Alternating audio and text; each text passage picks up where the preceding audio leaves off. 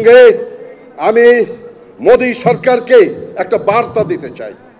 হাসিনা, স্বৈরাচারী শেখ হাসিনাকে বর্জন করার আমাদের শেষ এক জনতা আছে আমাদের সাথে, আপনাদেরকে সীমান্তেই রুখে দিতে, জনগণের সাথে একাত্মতা ঘোষণা করার জন্য এবং ভারতের বিরুদ্ধে, ভারতের আধিপত্যের বিরুদ্ধে আমাদের সংগ্রাম জারি রাখার জন্য। এ প্রসঙ্গে আমি মোদী সরকারকে একটা বার্তা দিতে চাই। মোদীজি, অমিতজি এবং রাজনাথ সিংজি, আপনারা বাংলাদেশ সেনাবাহিনী যেটা দেখেছেন ৭২ সালের, সেই সেনাবাহিনী এখন আর নাই। আমরা এখন যুদ্ধোপযোগী এবং যে কোনো শত্রু মোকাবেলায় প্রস্তুত। আপনারা আর আস্ফালন তুলবেন না। ইস্টার্ন সেক্টর, ইস্টার্ন কমান্ড গোছানোর ভয় আমাদেরকে দেখাবেন না। শুধু আমরা সশস্ত্র বাহিনী নই, ১৭ কোটি জনতা আছে আমাদের সাথে, আপনাদেরকে সীমান্তেই রুখে দিতে।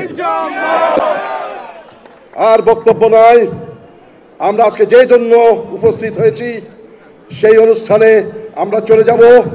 আমি একজন মুক্তিযোদ্ধা হিসেবে আমি আপনাদের সবাইকেই এবং একজন সামরিক অফিসার হিসেবে আমি আপনাদের সবাইকে আজকের এই অনুষ্ঠানে উপস্থিত হয়ে আমাদের এবং জনগণের সাথে একাত্মতা হওয়ার জন্য অন্তরের অন্তঃস্থল থেকে কৃতজ্ঞতা জানাচ্ছি।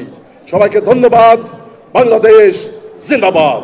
আমরা যখন এখান থেকে মিছিল নিয়ে রাওয়া থেকে বেরিয়ে জাহাঙ্গীর গেটের দিকে অগ্রসর হচ্ছি, তখন আমার কাছে একটা টেলিফোন আসলো চট্টগ্রাম থেকে, আমার এক সহকর্মী। আমি বললাম হ্যালো। বলে স্যার, আপনাদেরকে লাইভ আমরা ক্যামেরায় দেখতে পাচ্ছি। আমি বললাম তাই নাকি? বলে জি স্যার। তো এখন কি আপনাদেরকে দেখে ঘরে আর কেউ নাই স্যার, চট্টগ্রামের সবাই রাস্তায় নেমে এসেছে। এই ছিল আমাদের অবসরপ্রাপ্ত অফিসারদের শেষ নিদর্শন যে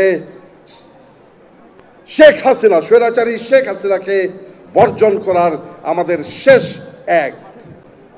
এটার মাহাত্ম্য এটাই। এটা বলছি এ কারণে যে আজ আবার পুনরায় আমরা এখানে জমায়েত হয়েছি, সমাবেশ হয়েছি।